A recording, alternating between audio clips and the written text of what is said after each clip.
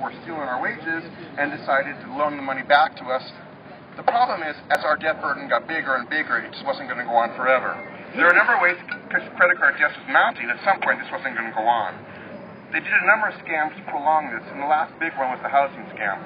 The idea was to take the price of a house, drive it up very high, knowing no one could pay it back. But taking all these mortgages, you know the story, you roll them into a bunch of securities and you send them to someone else, so when they blow up at somebody else's expense.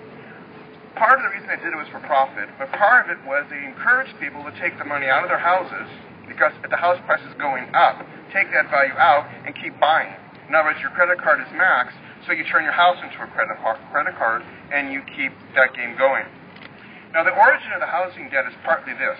Property taxes were under attack in the 70s. Property taxes funded education, including public higher education. What the banks wanted was to get rid of the property tax. And the reason was, if you're a homeowner, you pay so much for your house and so much for your property tax. If the property tax went away, the banks could then charge you a higher price for your house, which basically means the money that was going to pay the schools and property taxes just got siphoned off by the banks. And since houses are going up, they kept the game going of more and more houses. This underfunded education, setting the stage for privatization, corporations donating money to the schools and controlling the curriculum, and of course students now have much more expensive college because the money that was paying for that is gone, so the banks can loan them money and make a profit. Because the money was guaranteed, they could do predatory loaning because they didn't care whether the students could pay it back. And they promised the students there would be jobs available that would pay them the money to pay back these debts. Here's the problem. When the housing bubble finally burst, the United States enters debt deflation. Everyone's in debt up to their eyeballs. No one can afford to buy. People stop consuming to pay on their debts. And what happens is consumption stops, jobs are lost, people are forced to lower wages, and the population now has lower income with the same debt burden, which only intensifies the problem, and the problem continues. When the derivatives blew up and we had the big bailout, there was a couple options. And you got to remember, these massive debts, the housing debts, the student loan debts, the credit card debts, are owed by the 99%, are owed to the 1%. They make a fortune off of this. When the things blew up, one of the answers was, if we're going to bail out the banks, write down the debts or write them off. Stephen King made the point that for less money than the bailout, which was $13 trillion, the money could have been divided up and given to the entire population, spend however you want, provided you first pay off your debts. This would have paid off all the debts, eliminated debt deflation, and allowed the economy to keep going. The banks didn't want to do this. They said, bail them out, and then they can loan money to keep the economy going. When people are drowning in debt, they really didn't need more loans. But the idea was the banks wanted to get bailed out and leave the debts on the board so they can make more and more money. Now, a couple problems. Because there's no internal market in the United States due to wealth concentration, for the corporations to sell, they want to sell their goods overseas. The problem is the high financial cost of the United States drives up the cost of production, and we're not competitive on world markets. So the solution is to keep the depression going longer, to drive wages down 20 to 30%, because that will make the products more competitive on world markets. So the idea is you take public money out of helping the economy, and in fact they want that money put aside for the next bailout that's coming. They're planning that. And they want wages to come down 20 to 30% so that our products are more competitive on world markets. That means the working community that's carrying all these debts is now going to be asked to take a 20 to 30% wage decrease to keep this going. Now, Stephen King pointed out there's been a lot of quantitative easing, and they could just as easily with the next one use the money to pay off all the debts. In fact, one of the last ones was a $600 billion bailout, where all the money left the United States immediately, and the corporate sector is building and buying corporations overseas, basically moving jobs with them. The bottom line is solve the problem. We've got to write off the debt.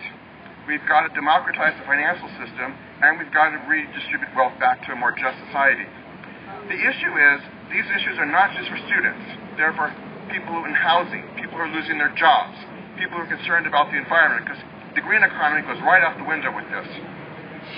Democracy, education, healthcare. The point is, everyone's being affected by this, and the idea would be to continue the great work we're doing here and everybody else is, but we're trying to do an Occupy Financial Group, is bring all these groups together, support one another in the short term, while building a political coalition to challenge these things at a national level. There's a lot of very good ideas in the book to deal with the problems. It requires the political will and the political pressure to make them happen. And so we want to support what we're Occupy, so we want to support Occupy, but hopefully you guys will work with us and other groups try and build this coalition. And thank you very much for your time. Thanks for listening, guys. If anyone wants to continue this with Speak Out, if anybody wants to come up and speak about student debt, their experiences with student debt, I know a lot of us did this last week, but I think it would still be great for some of the newcomers if anybody's interested. Anybody want to come out and speak up? Speak up about student debt, how it affects your life, how it's affected your life, how it might affect your life? Mandy. I did last week. Do it again. Very good. Every week. It's still $25,000. You haven't paid it off? Hi, my name is Ted Verdone. I'm with Socialist Alternative, and this year I took out $20,000 in student debt.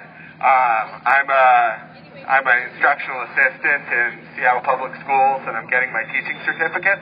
I have a teaching certificate in Massachusetts, and I have a few years teaching experience, but there's no reciprocity from one state to another. I have to pay the universities $20,000 in order to be legal to teach in this state, because it requires, a different set of skills to teach students in Washington than in another state. And the universities have lobbied to put these rules in place, and I think it's just another example of the problems with having education being run for profit.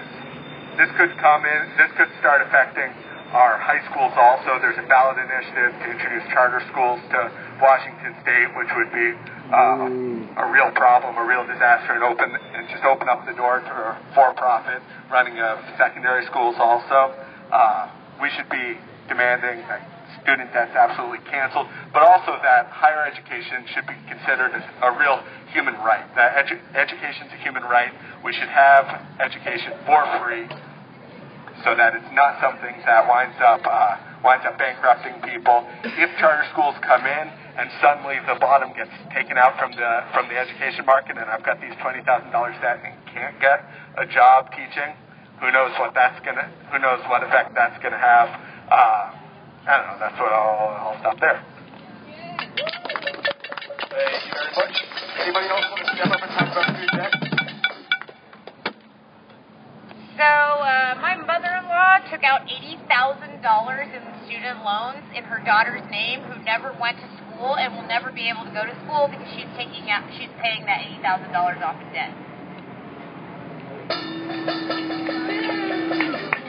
Anybody else? Anybody else? Anybody else want to talk about student debt? Their experiences with student debt? Anybody at all? Come on up. We got a couple minutes left. Don't be shy. I promise. It's really fun.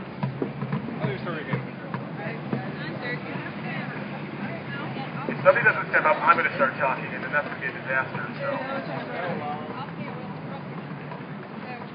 I just want to say that I graduated in 1990. I fit in that little tiny bubble at the bottom of the sign.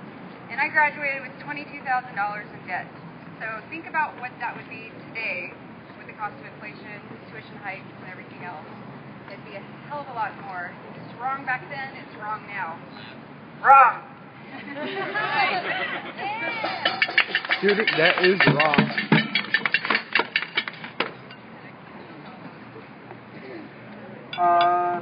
I had to do 4 years in the military to get a GI Bill so I could go to college, right? And it turns out that I needed to go to grad school to get an actual job. And even after having the GI Bill of Rights and all this stuff that we struggled for, poor me, I ended up with $14,000 of debt, and I'm only halfway through grad school. And I went to Iraq. And now we got people that have $70,000 in debt. It's insane. $1 trillion. It's absolutely ridiculous. We need a loan forgiveness. The banks got bailed out. It's about time that they bail the students out. And education should be free anyways. Human right, and it's an investment in our future. So this bullshit with the financialization and the privatization of every goddamn thing on the planet, it needs to end. And let's rebuild the movement right here in the schools, and to hell with the student debt.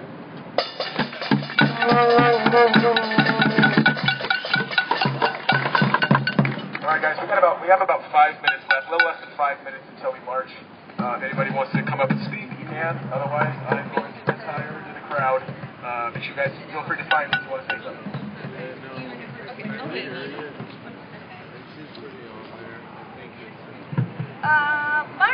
My son has about $6,000 in student debt because that's as long as he could afford to go to school, and that $6,000 that he owes is now hanging over his head and keeping him from opening a bank account at BECU. So it's haunting him, and it haunts all of us, and it's wrong, and I'm really pissed off.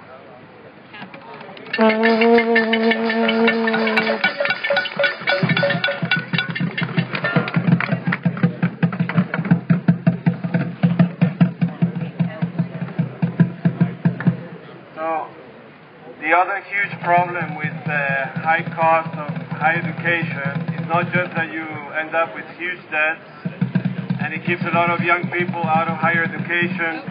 With higher debts, you end up being a slave of the system, which is basically a corporate system. The other problem is that a lot of young people don't choose to study where their passion really is. You know, maybe they want to study philosophy or archaeology or something that doesn't pay very much in the real world. So how can they study something that doesn't pay much when they have to get so much into debt? So that's another huge problem with the system that we have. And we need to change it. All right, guys, 15 minutes left. Anybody else want to talk? Otherwise, having a good day? I've actually wanted to study for many years to be a psychologist, working in third world nations, dealing with their crises. And what's gotten in the way is to go to a good school and get a good education to do such. I would have to spend thousands and thousands and thousands of dollars that I don't have. And in the end, I wouldn't be able to get to my goals because with what I want to do, I wouldn't get paid that much. And that's sad. I can't do my dream. I can't help people because our universities have gotten so greedy, and our banks have gotten so greedy. What kind of world is this?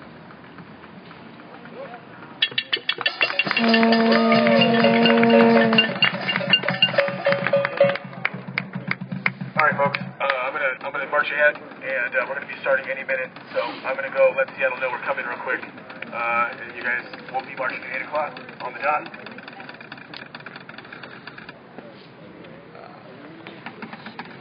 Here in Seattle, Student Debt Noise Brigade at Seattle Central Community College. Do you want the photos from this? I have a lot of photos. Oh, yeah, that'd be great. Email me. Send me Can I send you my email? Yeah.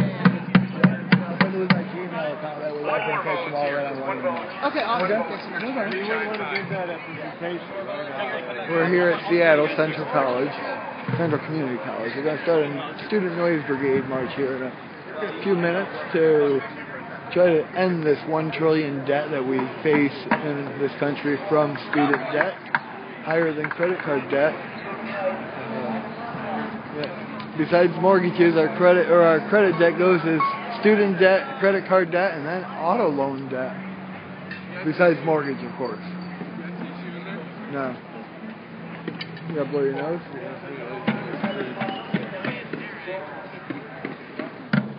Jason needs a tissue. Anybody has a tissue? Please bring down Jason a tissue. He's got a runny nose.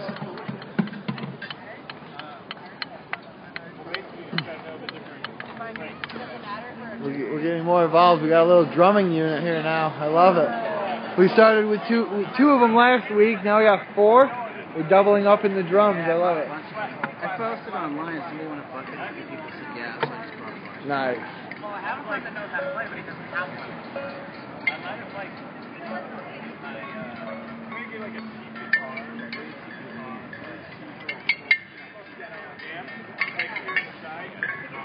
But yeah, we do this every Wednesday.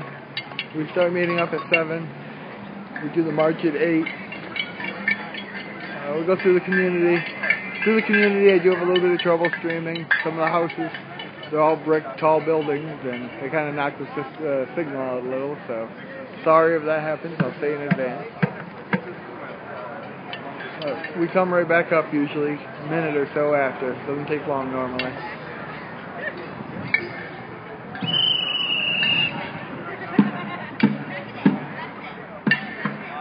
That's the clowns without the makeup. That's horrible. They're not clowning around today. No clowning around. They're just, they are real humans. Oh my God. Undercover clowns. I like it. Watch out, they can clown you at any time. Yeah, clown up.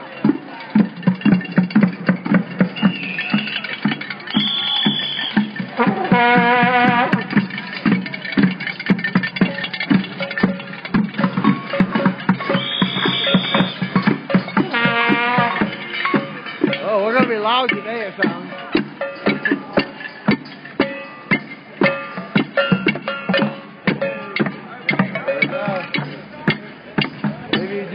That's what you do.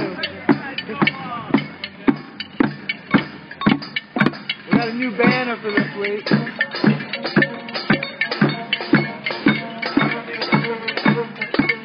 I love new banners. Who made that? Who made it? Nice, I like it. Sorry. Still need eyes in the back of my head. If anybody has a set of eyes that they want to let me implant in the back of my head, I would love it.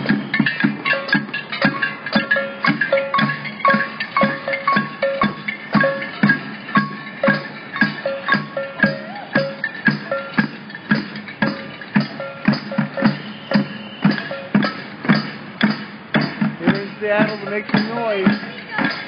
Every Wednesday we make noise.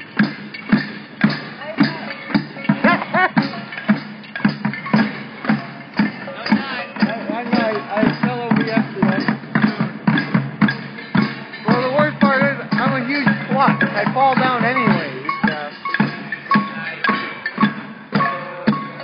So let me walk backwards for a while. See how safe that is. Yeah. Most likely, yeah.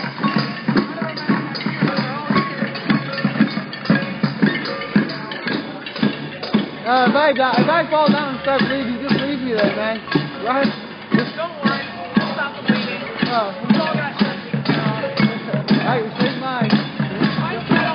Okay, go.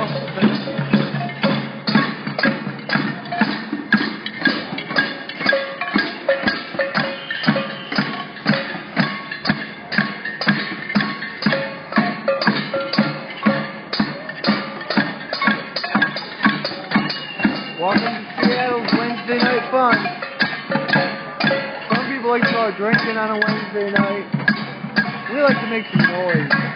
We like to get loud.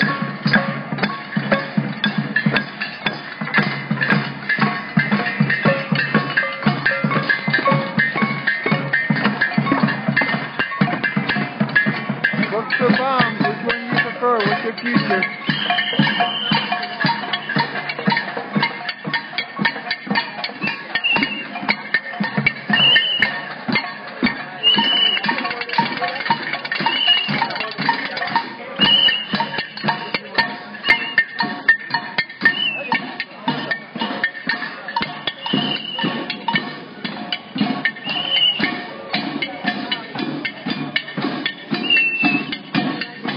If anybody has any questions, I love to chat. I like to talk.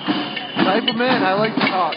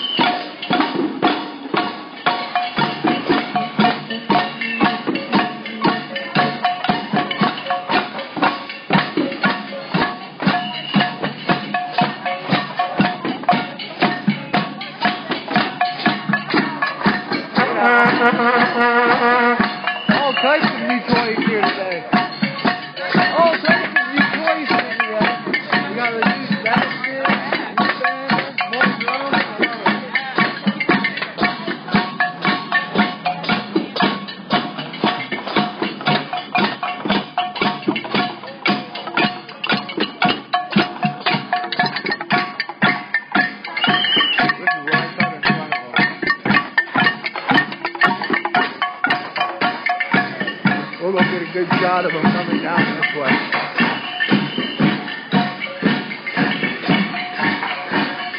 We got Travis up here on the microphone. Travis having fun?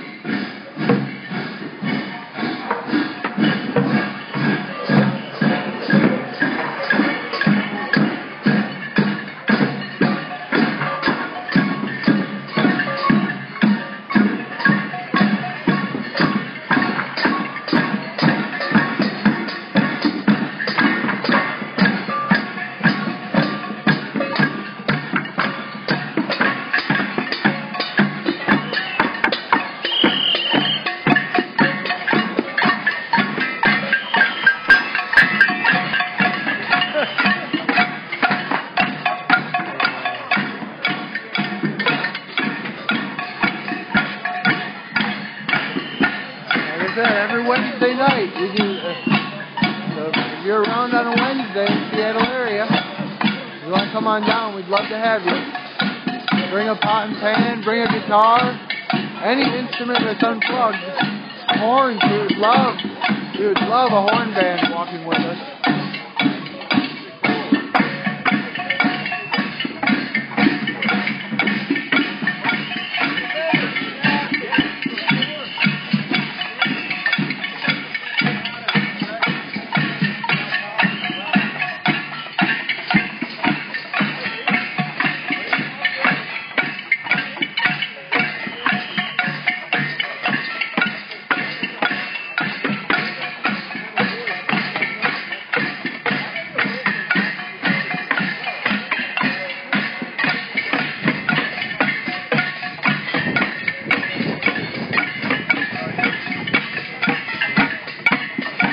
This is a 2-mile march after we have a picnic too. So if you come down and join us next Wednesday, or if you want to come get us right now, we're on the corner of Harvard and East Howell Street, Howell.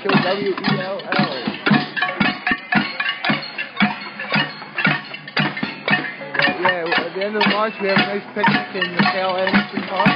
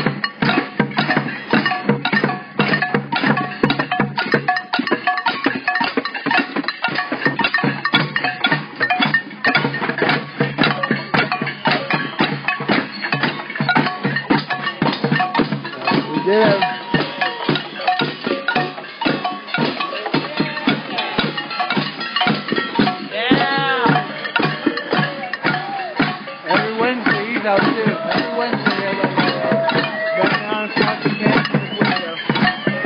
Showing solidarity to the park.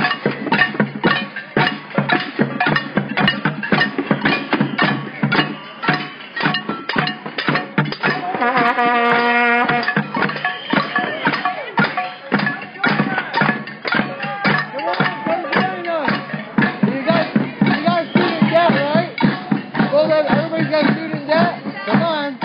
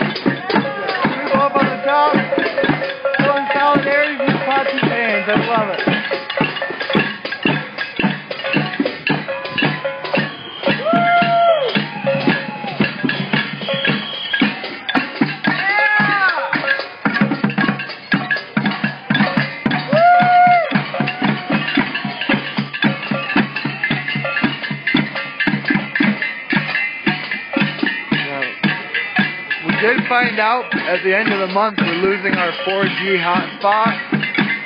So if you're out there viewing and you can get us a 4G hotspot with a monthly contract with 10 gigs, that's what we use.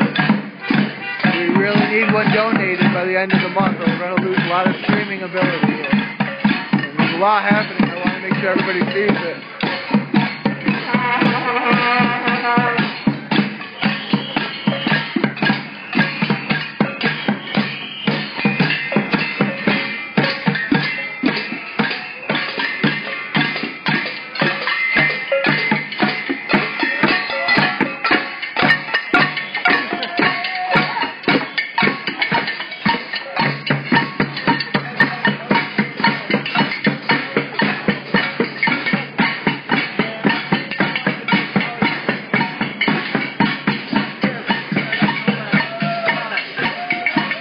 The 4G hotspot's really essential for doing these marches. We don't have any way to do anything but have a portable Wi-Fi service. The phone hotspot's really not enough to upload. You can't upload fast enough.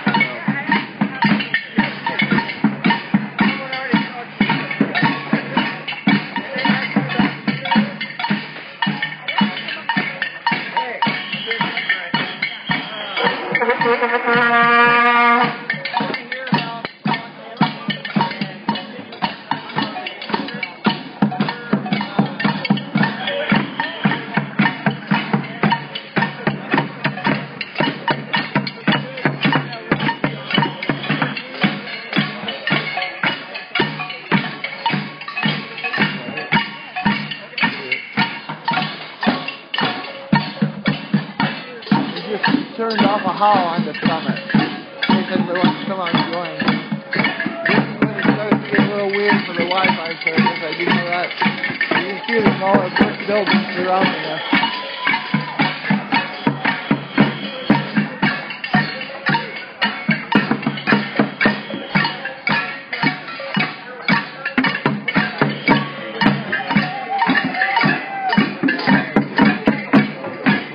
If we just cut out, I will be right back up. It takes 1 minute and a half, but we should be good right now. It's still okay.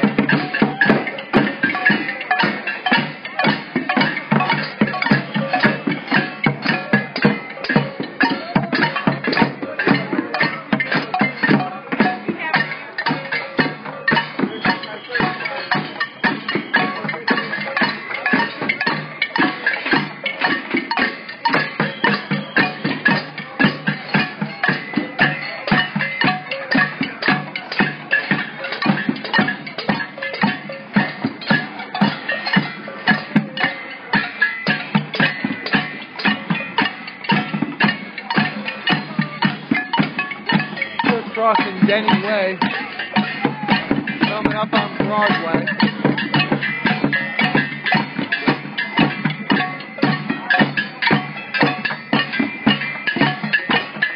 If any of the viewers ever have any questions, you can contact me through my email at p91fun@gmail.com.